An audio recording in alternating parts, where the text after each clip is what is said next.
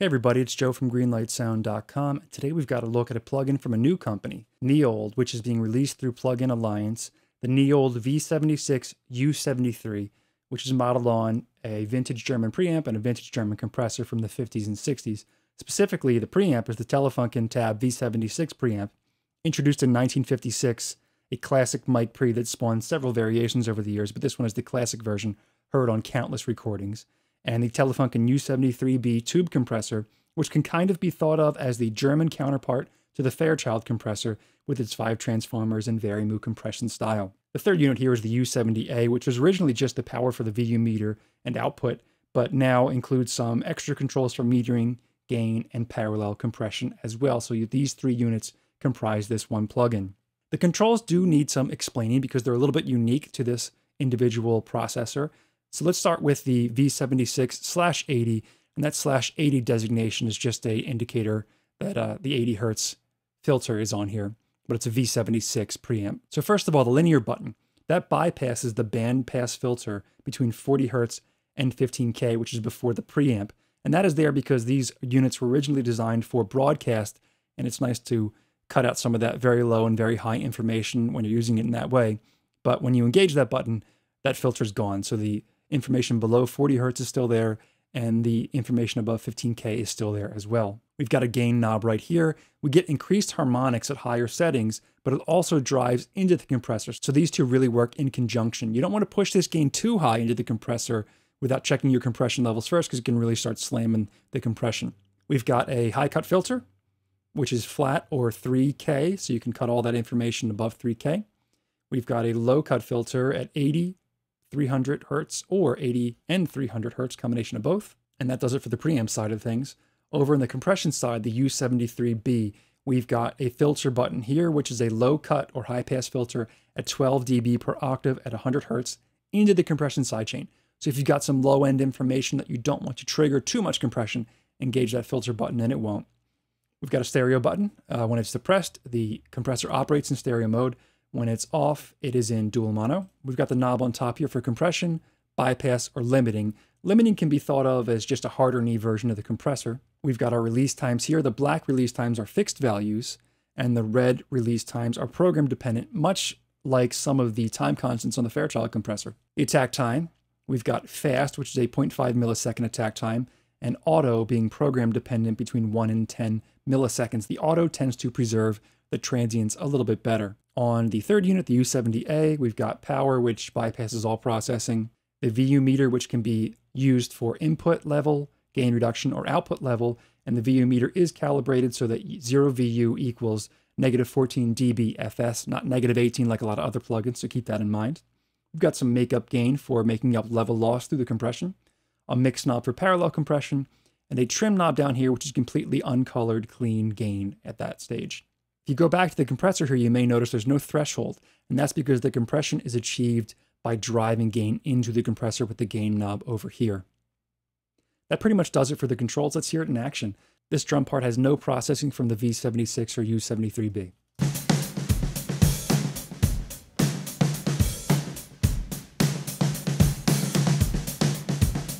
And with the compressor engaged and the preamp engaged, in this case, I use 67 dB of gain to drive into the compressor. I don't have any of the filters going on right here. I do have the linear on, so we're not filtering out below 40 Hertz or above 15K. The 100 Hertz sidechain filter is engaged here, so the kick doesn't trigger the compression too much. We're in stereo mode. We're on 0.3 second attack and auto release time. Here it is with the compressor and preamp engaged.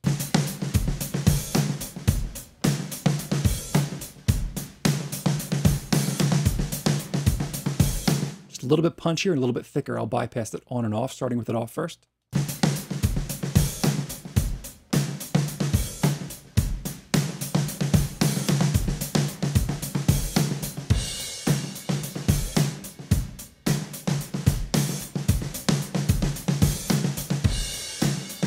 So definitely a subtle change, not a huge change, but a really nice change. Now let's listen to it on a bass part for the setup of the processing here. I've got the linear engaged again, so we're not cutting out too much low end or top end, pushing the gain into the compressor, no filters going on in the preamp side over here. We've got the stereo mode, no filter for the sidechain here because we want the low end information on the bass to trigger the compressor. We're going with the 1.2 second release time here, so a little bit slower release for the bass part, fast attack, and some makeup gain here. Here it is without any processing.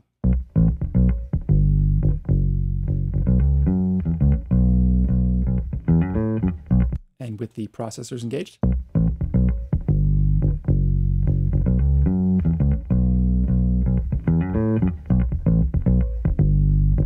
Just smooths things out nicely. Let's bypass it on and off.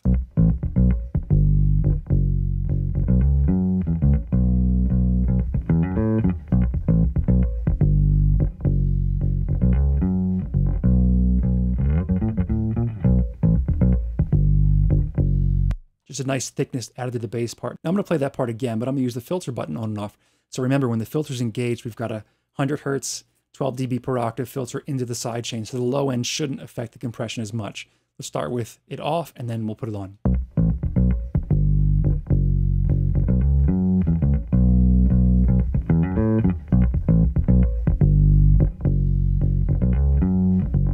So with the filter off, you can hear that low end really engage with the compressor a lot more. Now let's listen to it on a keyboard bus, which includes a B3 part, a clav part, a piano part, and a whirly part. And the processing we're going with here, we've got this linear button not engaged this time, so we are having a bandpass filter below 40 Hertz and above 15K. Again, 61 dB of gain, which is driving to the compressor. None of the filtering going on right here. I'll show you what the filters sound like in just a second. We're going with that 0.3 second release again, because that's a really nice setting, it seems for me. The fast attack filter and stereo are on, a little bit of makeup gain. We're using parallel compression at 75%. Here it is without any processing first.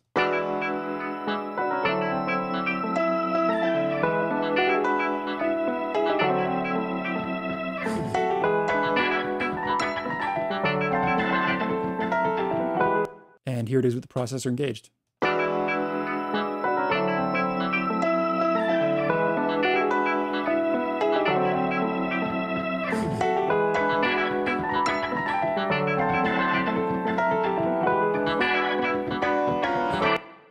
Bypassed on and off.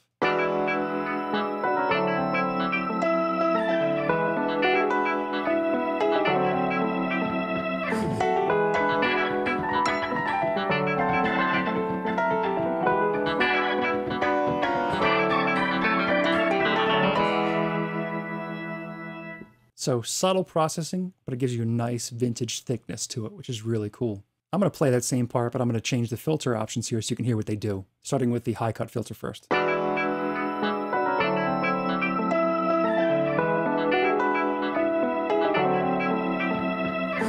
Just softens the top end a little bit. Now we'll do the same thing with the low end.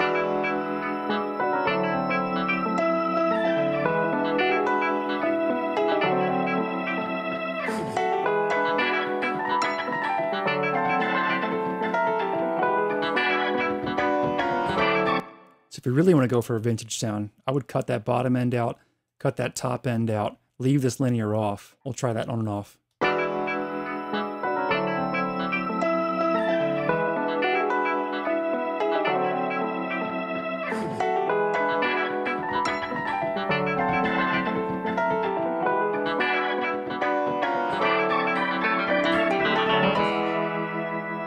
Just kind of glues everything together nicely, gives a nice warmth to the sound, some nice subtle saturation. And again, subtle processing. We're not looking for over-the-top processing with these. So there we have it, the NEOLD V76 U73 from NEOLD through Plug-in Alliance. If you have any questions or comments, let me know in the comment section down below.